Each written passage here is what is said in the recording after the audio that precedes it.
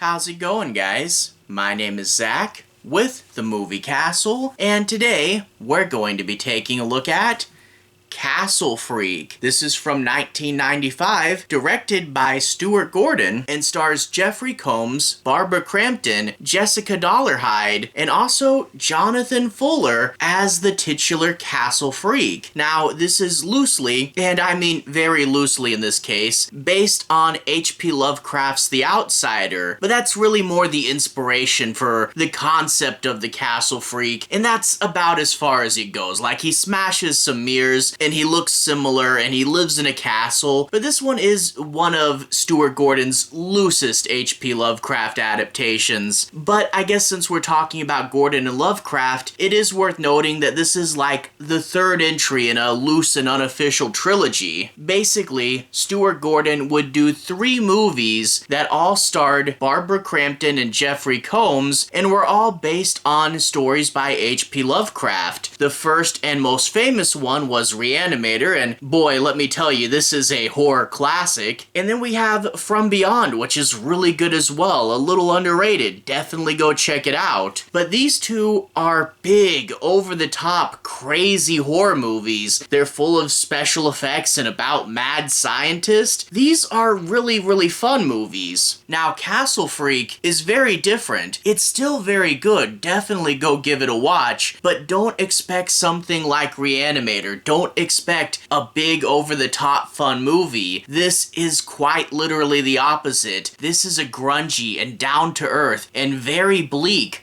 gothic horror movie. It features a monster that was created by human cruelty, and when you hear at first that he's a ghost, but we as an audience know better that it's a human haunting these halls, and we know the horrible history he went through, and plus the inherent drama with Jeffrey Combs' character. He is a man in this movie that is dealing with a massive amount of unforgiveness, and it's, again, very bleak in the characterizations as well, and we get a really good performance from both Combs and Crampton again, and much like how in Reanimator and From Beyond, their relationship got reinvented, these are 2 very different characters as well, and I really love seeing these 2 actors come in and play vastly different parts each time. It really adds something to it. So if you haven't seen this one, I know it doesn't get talked about near as much. Like, the first 2 got theatrical releases, and I think this one wound up being straight to video, and that is kind of sad because even though, yeah, this is probably the weakest of the 3, if you want a good, moody, and gothic atmospheric horror movie, this is definitely worth checking out. But anyway, what's the movie about? No major spoilers, but let's dig in a little bit. I want to cover primarily the setup and do a little bit of breakdown and analysis. So let's talk a bit about the plot. We open up with a scene that kind of tells us the backstory for the Castle Freak. We get an old woman, the Duchess, and she's making a small plate of pretty depressing looking food, and she slowly walks with it into a cell in her basement. She's got someone locked up, but before she gives him the food, she takes out a whip and just starts wailing on this guy. It's a bit of cruelty to open the movie and set the tone, and to hear the Castle Freak wail, oh man, yeah, we know that this guy's been through a whole lot. Well, unfortunately for the prisoner, this beating is going to be more than the old woman can handle, and after she locks the door again, she goes back up to her room and dies, and that's gonna leave him there in the cell.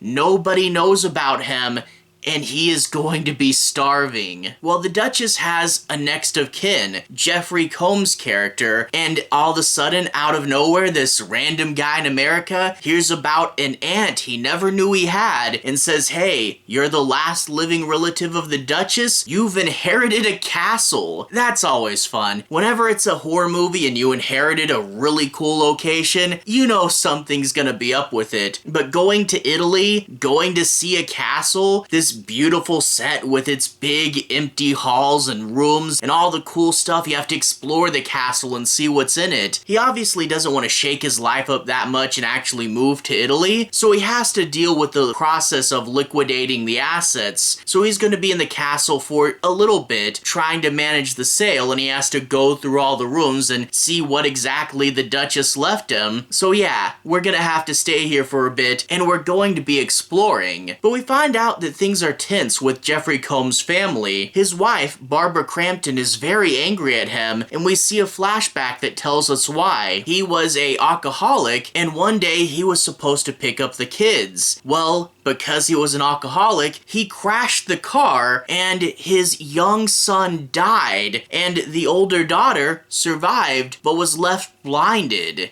Yeah, Barbara Crampton does not want to forgive him. She hasn't asked for a divorce, they haven't separated yet, but this is a relationship that we feel will never be able to heal. As much as he's trying, as much as he wants to make amends, he doesn't feel like he has any way out of this situation, and that is tense and depressing and bleak. But also with this movie, you have the daughter who's still there and she's blind, and the way the parents react to her. Barbara Crampton wants to just keep her safe and not let her do as much, and Jeffrey Combs is trying to make up for what he did. He's very enthusiastic and happy around his kid, but you can tell it's mainly a facade. It's mainly him trying to do this for her benefit, trying to keep her spirits up and trying to make up for what he did. And ironically, because he's being more positive to her, maybe the daughter has a better relationship with her dad despite what he did to her. And we also get this bit where the daughter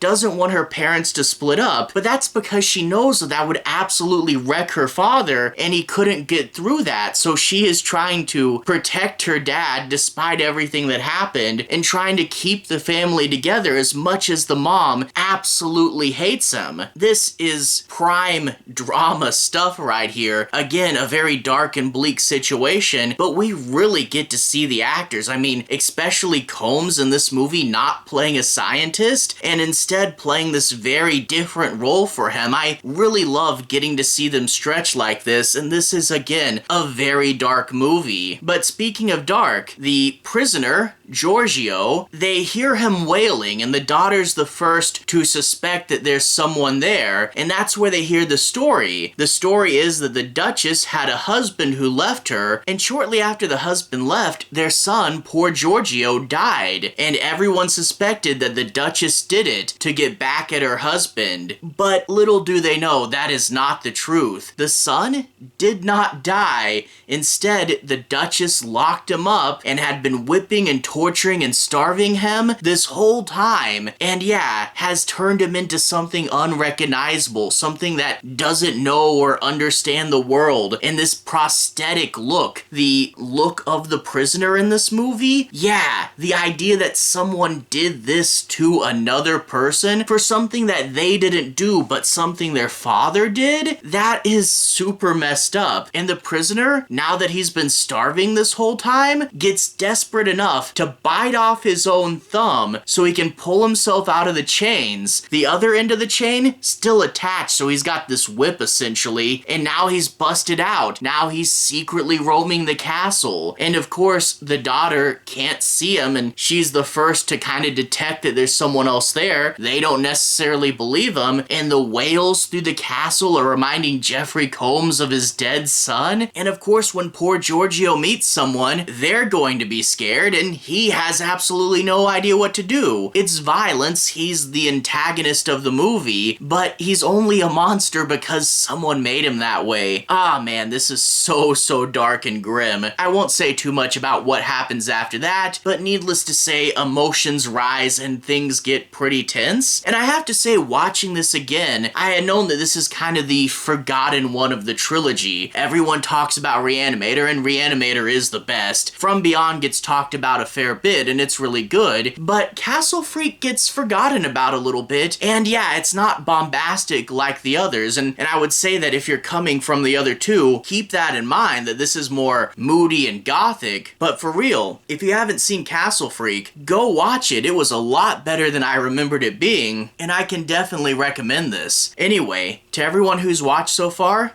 thank you for watching. To everyone who's liked and subscribed, thank you. You really are helping the channel out. I'll leave a relevant playlist on the bottom. This should be my Stuart Gordon playlist. If you want to see my reviews for the other 2 entries in this series, you can click right there and see those. Anyway, have a good day. I'll see you guys again very, very soon. Playlist here. Have a good day now.